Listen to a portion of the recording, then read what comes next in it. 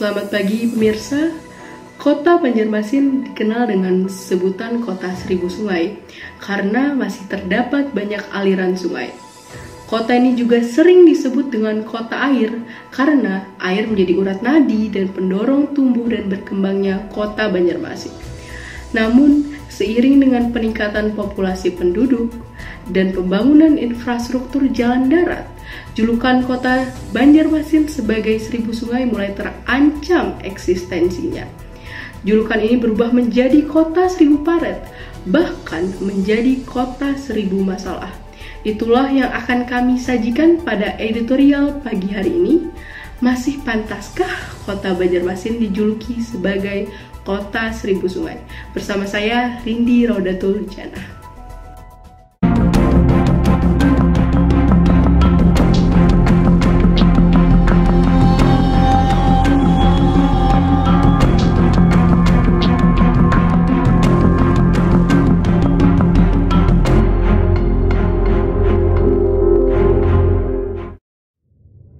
Masih pantaskah Banjarmasin dijuluki kota seribu sungai?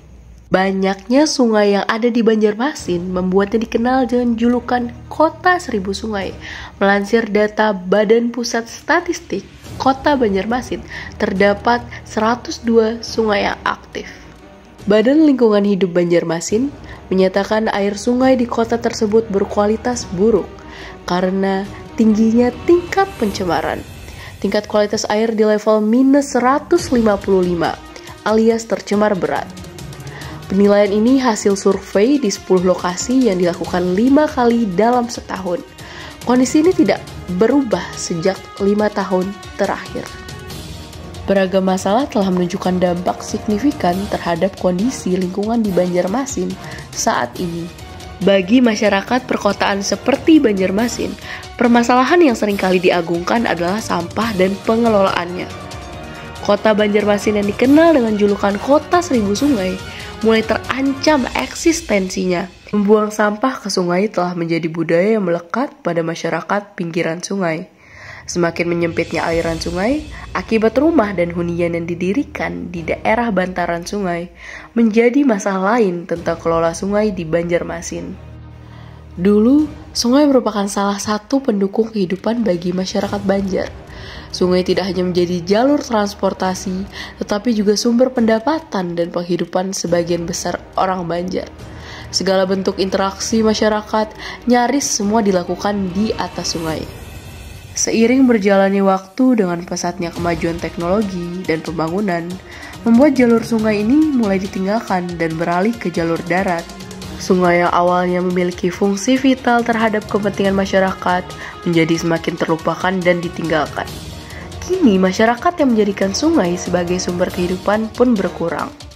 Salah satu sungai yang aktif dan tercemar kotor adalah Sungai Kelayan. Di Kelurahan Kelayan, saat ini masih bisa ditemui beberapa masyarakat yang menggunakan sungai sebagai sarana untuk aktivitas mandi, cuci, kakus. Di bantaran sungai, sebagian orang Kelayan membuat batang, biasanya berupa susunan batang kayu, ukuran besar atau bambu yang diberi lantai dari papan ulin, sebagai tempat melakukan aktivitas MCK, mandi cuci kakus, yang di atasnya dibangun sebuah jamban.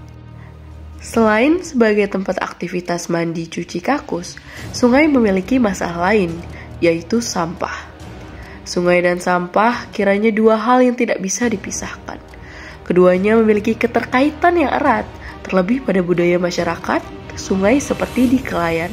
Kurangnya pengetahuan dan kesadaran masyarakat membuat kebiasaan membuang sampah menjadi budaya yang terus dilakukan sebagian orang Kelayan hingga saat ini. Tidak tersedianya tempat pembuangan sampah di Kelayan menjadikan sungai dianggap sebagai lokasi yang paling ideal untuk membuang sampah. Haji Jamilah. Oh, Ibu Haji Jamilah. Waktu umur 5 tahun di sini, berarti sekarang berapa tahun ya? Kelahiran 75. Oh. Kadang kan ya agan keperluan di rumah bisa, waktu ada ledeng kan dulu kan banyu di batangnya untuk minum bisa. Ya keperluan cuci apa segalanya. Ada ledeng, sekarang ada ledeng kan kurang kan pakai banyu di batang gitu nah. Kan ledeng ada. Ya musim penghujan banyu pasang ya banjir. Oh, iya. Ada kadang ikan, ada bahan juga ikan sepat ada, kadang peliharaan ikan apa tuh sabu-sabu ada, dan juga ada sungai kan. Ya penting lah, kadang kan orang untuk kerja juga kan kayak yang nggak pakai kendaraan kan naik kelotok. Terus ya banyaklah manfaatnya sungai. Namun kini identitas kampung nelayan tinggal dongeng belaka. Sebab tidak banyak lagi ikan yang bisa didapat di Sungai Klayan karena airnya telah tercemar. Fenomena pencemaran sungai memantik kesadaran sebagian masyarakat kota Banjarmasin.